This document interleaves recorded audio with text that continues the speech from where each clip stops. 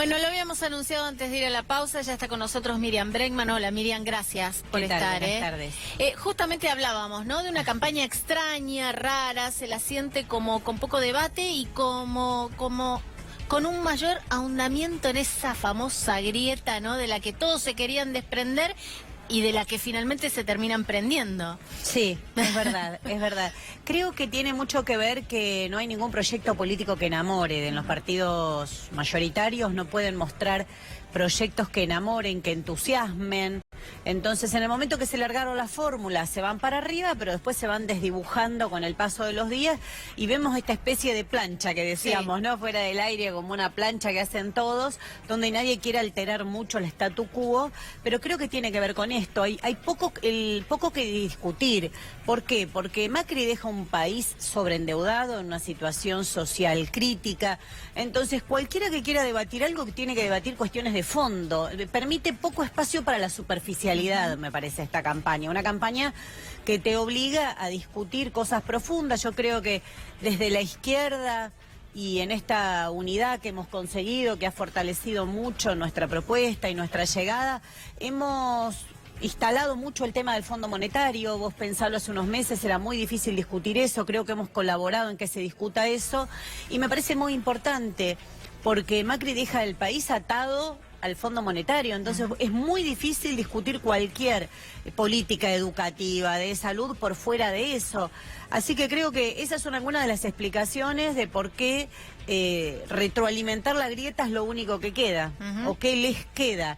Esto, si vos hablás con encuestadores, más allá de lo que se diga en las cámaras, en algunos programas me he cruzado y te dicen que todavía el número de indecisos es altísimo, con lo cual ningún dato de la realidad indica que a esta altura tendríamos que hablar de elecciones cerradas, de una polarización extrema. Me parece que todo esto se construye en una necesidad de ir a un bipartidismo que no permita ninguna crítica, ningún cuestionamiento profundo, centralmente de este endeudamiento al Fondo Monetario, de explicaciones más profundas, ¿no? Porque acá hay que explicar elección a elección por qué la Argentina, con algunas subidas y algunas bajadas, pero desde la dictadura para acá no ha parado de caer en los índices de salud. Ahora vos hablabas de encuestadores que hablan de un número de indecisos bastante importante, que seguramente va a ser determinante, ¿no?, a la hora de la elección.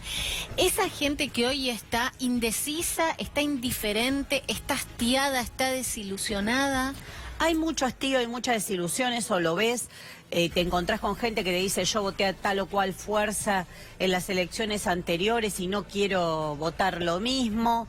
Hay un poco de todo, ¿no? Y la indecisión también tiene que ver con esta falta de propuestas, porque yo creo que en el análisis coincidimos todos. El análisis, salvo los miembros del gobierno que lo quieren tapar, el resto de la gente, incluso los votantes de Cambiemos, saben que hay una situación social y económica muy crítica. El problema es cómo vamos a salir de esa situación. Entonces, ahí es donde hay que profundizar la discusión y nosotros estamos tratando de instalar el debate para que se diga ahora qué van a hacer. Porque a veces, bueno, creo que las mujeres lo instalamos mucho alrededor de la discusión por el derecho al aborto legal, seguro y gratuito, diciendo, bueno, ¿qué va a hacer cada candidato o candidata para no volver a la incertidumbre del año pasado? Pero yo te digo, ¿qué proponen en políticas de lo que se llama la inseguridad? Que después todo el mundo habla, pero ¿van a sacar el ejército a la calle, sí o no? Porque tanto Ritondo como Massa tienen propuestas en ese sentido. Massa muy fervientemente ha sido un defensor de llevar el ejército a los barrios populares. No solo tienen propuestas, sino que de hecho lo han hecho, lo han realizado. Y hoy los índices de inseguridad subieron.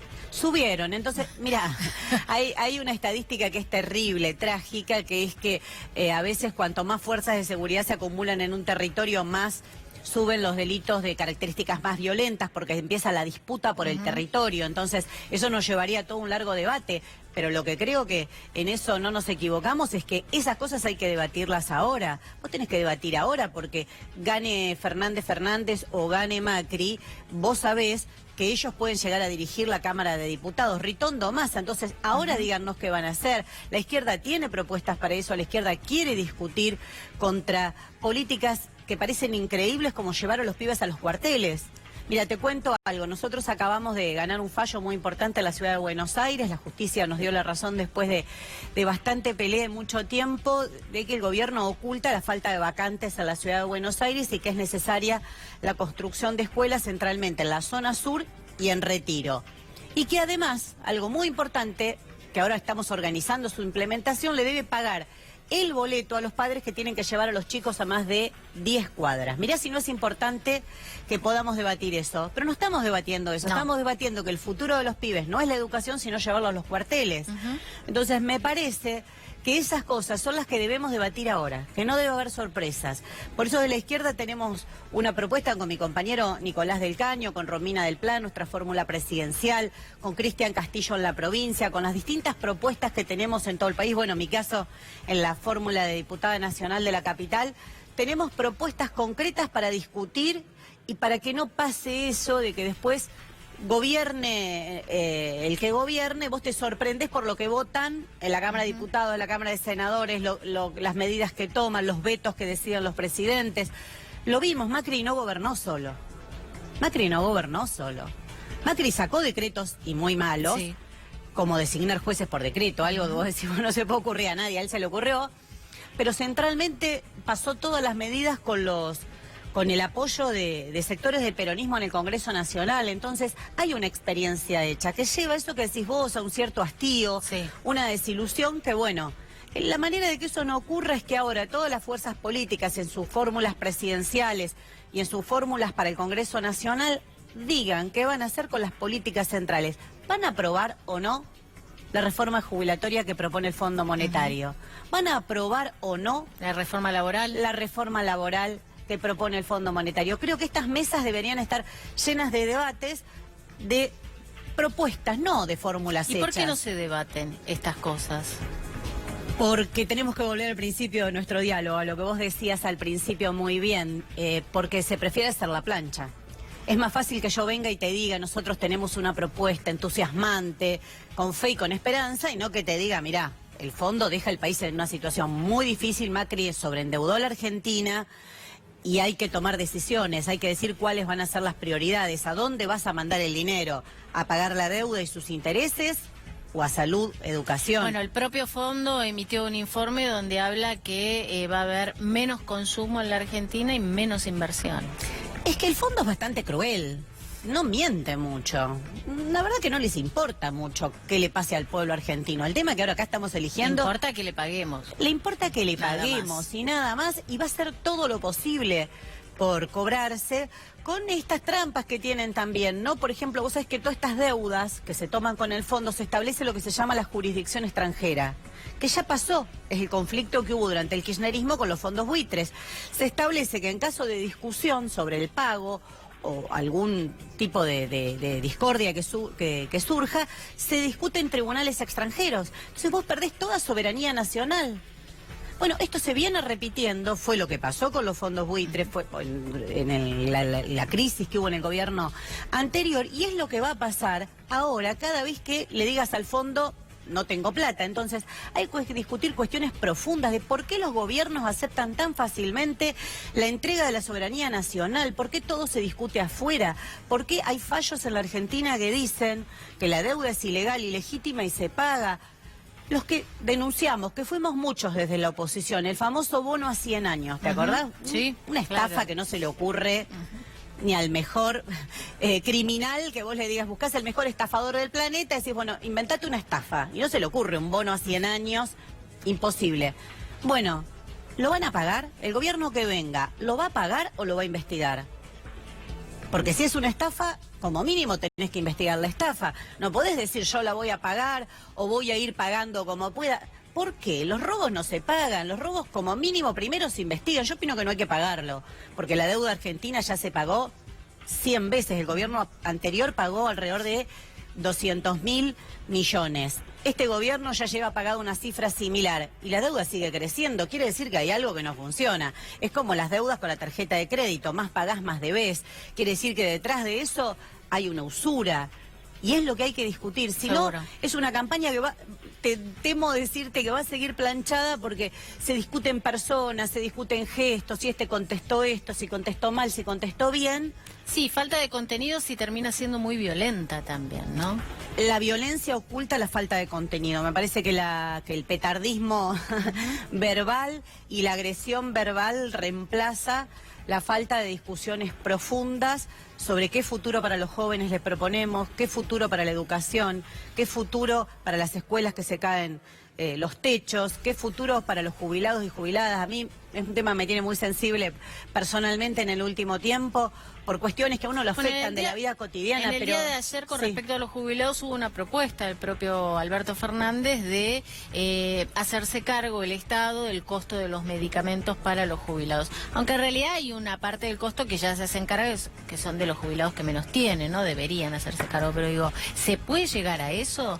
¿Está preparado el país para asumir ese costo? Mira, hay que hacer, para hacerlo, hay que tomar medidas profundas. Es verdad que este gobierno ha ido retirando la cantidad de medicación gratuita que se provee.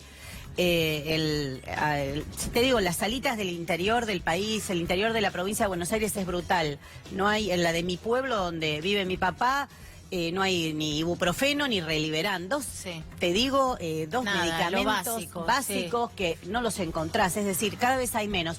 Pero lo que hay que discutir para poder garantizar eso verdaderamente es la producción estatal de medicamentos, que es una de las propuestas que vengo insistiendo mucho del Frente Izquierda, precisamente pensando en los jubilados y jubiladas. El Estado tiene la capacidad, tiene los científicos, tiene esa inteligencia que a veces migra a otros países porque aquí no encuentra cómo desarrollar su actividad. Todo eso que tiene la Argentina, que es un enorme valor, una enorme formación de las universidades públicas, tiene que ser puesto al servicio de la producción estatal de medicamentos. Eso permitiría de medicamentos, y de todo lo necesario para la salud, ¿no?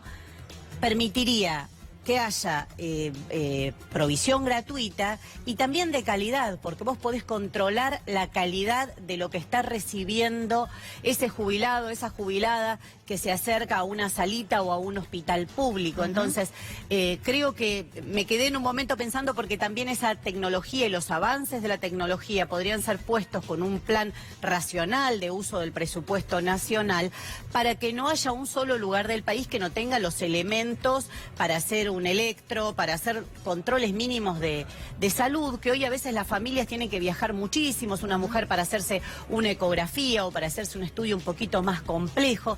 Y la Argentina lo tiene, no es que no lo tenemos, que no tenemos esos científicos. O que no son los mismos científicos que los vimos van a un programa de televisión para recibir los fondos para seguir adelante con una investigación en la lucha contra el cáncer de mama. Bueno, mirá si es sumamente triste. Mirá si todo eso estuviese puesto, todo el presupuesto nacional, en la propia ciudad de Buenos Aires, que tiene un presupuesto importante, altísimo, si pudiésemos discutir las prioridades de dónde va el dinero y hubiese una producción de medicamentos. Bueno, las mujeres lo venimos reclamando, porque a veces se nos cuestiona, luchan por el aborto, solo piden por el aborto. Es mentira. Nuestro pañuelo verde lo dice. Nosotras pedimos anticoncepción gratuita, pedimos que se informe sobre los métodos anticonceptivos, pedimos hace años. Por eso, si vos mirás, la consigna que está en el pañuelo verde incluye eso. Claro. Incluye la educación sexual integral, que es la primera medida que hay que tomar y que también hay que discutir en campaña qué propone cada uno. Y la anticoncepción gratuita, que va ligado a lo que hablábamos recién, a la producción estatal de misoprostol, a la producción de métodos anticonceptivos. Entonces creo que hay muchos de esos temas que harían mucho más interesante esta campaña y que permitiría que todo aquel que vaya a votar en agosto vote con el corazón, vote diciendo: yo voy a votar este proyecto político, yo quiero ir por acá. Basta que me digan todo el tiempo que el mal mayor, que el mal menor, que con este saco al otro. Permitiría votar libremente, que es lo que tenemos que conseguir, que cuando uno vaya a votar, yo quiero votar este proyecto político, yo quiero votar a los que me dicen y me proponen esto y después lo cumplen, que esa es otra etapa. Gracias, Miriam. Muchas gracias. Muy amable. Bueno, nos vamos a la política internacional y yo les digo, atención, porque se viene un nuevo personaje, ¿o no, Diego Morán? Es Boris Johnson. Sí, es un nuevo personaje en el escenario internacional.